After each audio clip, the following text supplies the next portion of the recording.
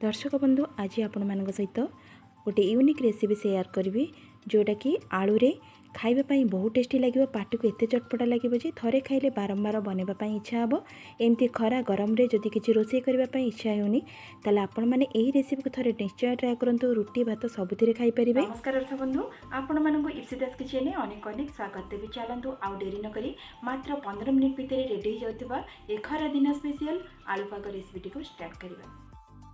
एथिपाई देखंतु 4टी आलू को चोपा छोड़े दुई फाड़ कर नहीं गोटे बड़ साइजर पियाज को काटिक नहीं धनिया पत्र फाड़े लेंबू 3टी कंचा लंका को काटिक रखी अल्प तेंतुली को नहीं आउ कौन सामग्री दरकार आपण मानकु देखुची गोटे चामच गोटा धनिया गोटे चामच जीरा गोटे सुखिला लंका को नहीं प्रथमे गोटे बाउल पानी नहीं जावा तेंतुली को से भिजई दबा।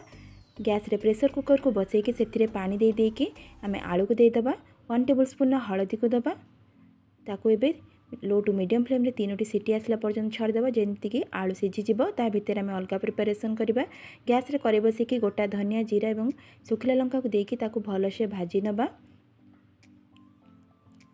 एबे देखंतु किछ समय भितरे धनिया और जीरा केमती भाजी हे गलानी। एबे ताको बाउल को काढी नबा। सेपटे आलू भी सिझी गलानी। मु प्रेशर कवर को काढी नउची देखौची देखंतु आलू केमती परफेक्ट भाबे सिझी जायछि 3टा सीटी परे। एबे ताको गोटे बाउल को काढी नउची। आपण मानकु जदि हळदी पसंद नथिबा आपण माने स्किप करि परिबे किंतु हळदी देले रेसिपी रो कलरटा भलो आसीबो।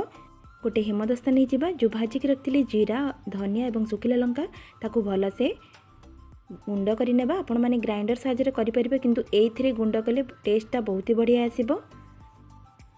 एडी देखंतु मु गुंड करि नेली।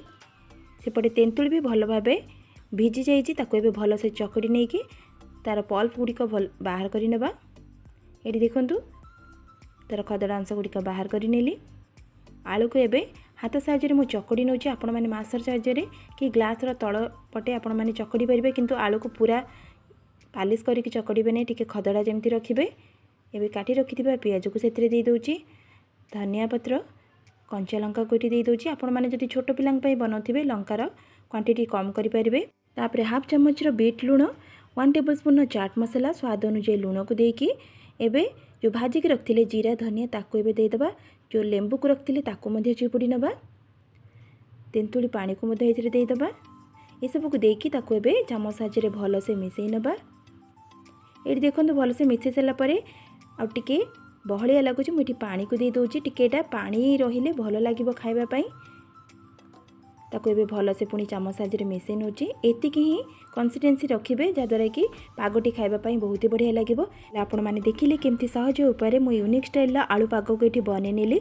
निश्चय आपण माने बनेबे।